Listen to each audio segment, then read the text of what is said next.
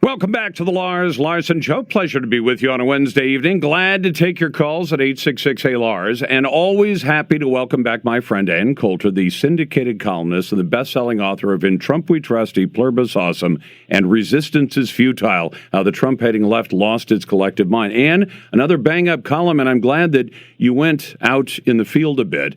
As the Democrats are pursuing this meme that says the president went after corruption involving Joe Biden and his son Hunter, but he did it not to protect against corruption involving people in the United States committing either unethical or immoral acts overseas, but because he was trying to benefit himself politically. And you pointed out there's been a lot of that going on in previous administrations that was never pursued, was it?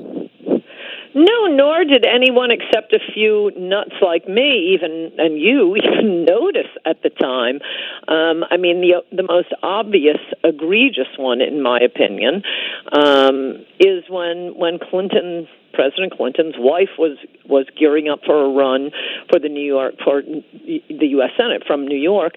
Her presumed opponent was Rudy Giuliani. He had raised millions more than she had. He was polling far ahead of her through 1999 and the first half, actually, of 2000 until he dropped out for health reasons.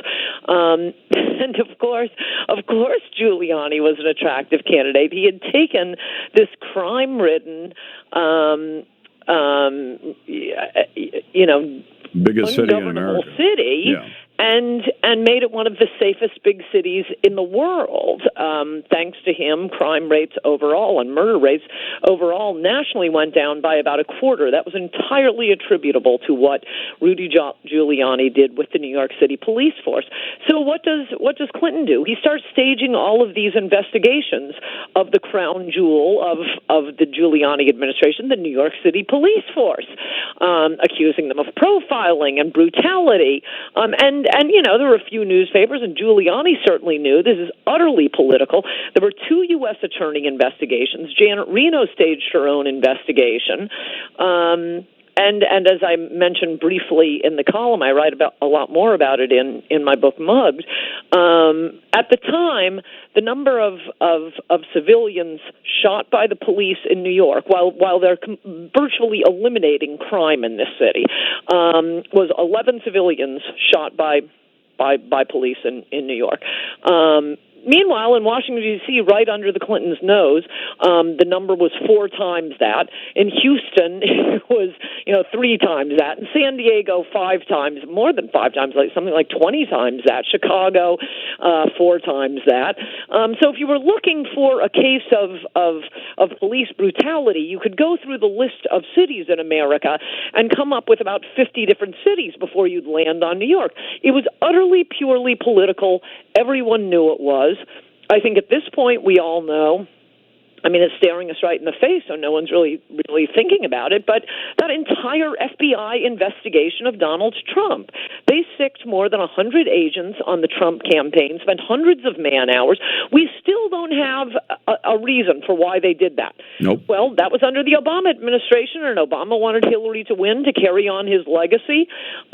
Obviously, for political, personal reasons, the FBI was used for an investigation of Donald Trump in the campaign. Why are the Democrats in the House investigating the Trump phone call? For their own personal political reasons.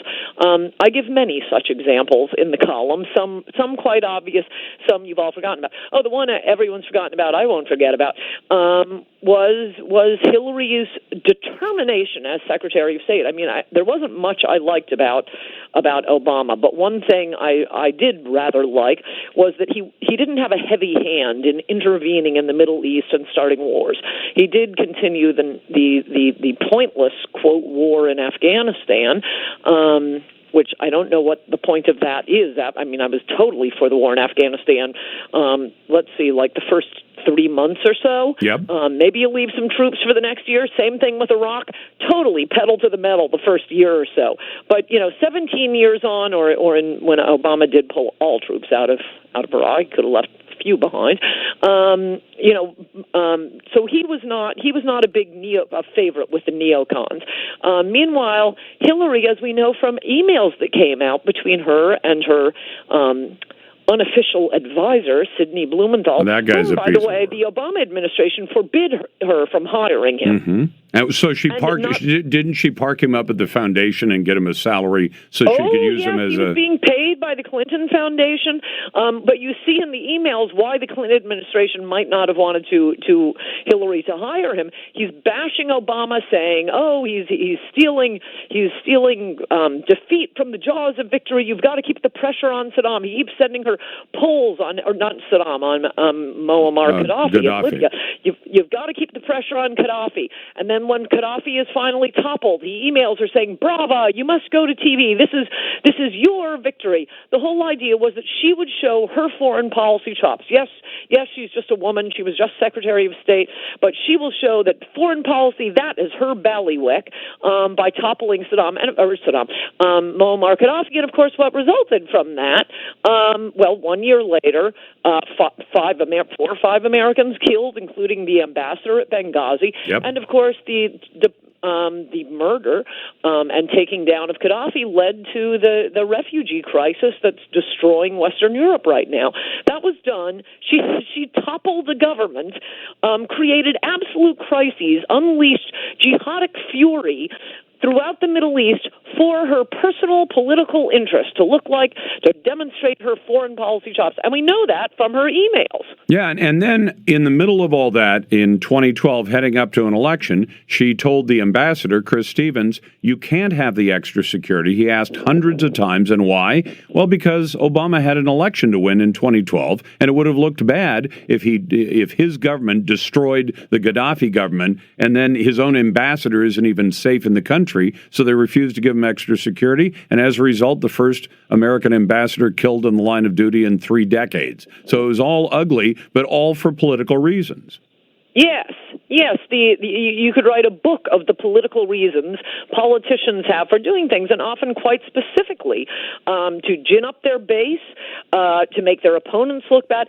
All those Ferguson investigations, what was that about other than to gin up the Democratic base and help Hillary's electoral chances? And black voters in particular, by saying, see, we're out there looking into this and creating the false narrative of hands up, don't shoot, and defaming, in effect, every single cop in America.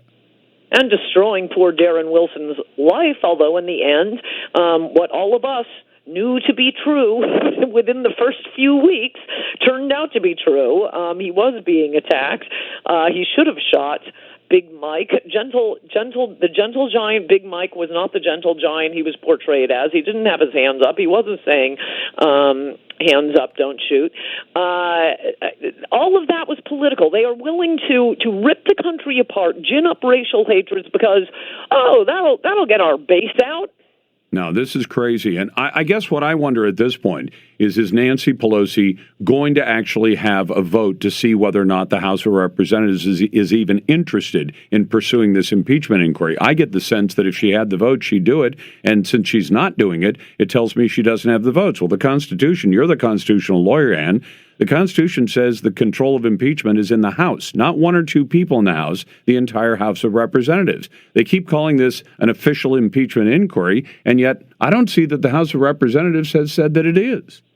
Is it? That's true. I think it's probably pretty clever politicking on Pelosi's part because she has the social justice warrior woke base, and they won't be satisfied with anything less than every Democrat saying, yes, we must impeach. But, I mean, that was true from day one. Absolutely. And I've got a break. Resistance is Futile, her most recent book, How the Trump-Hating Left Has Lost Its Collective Mind.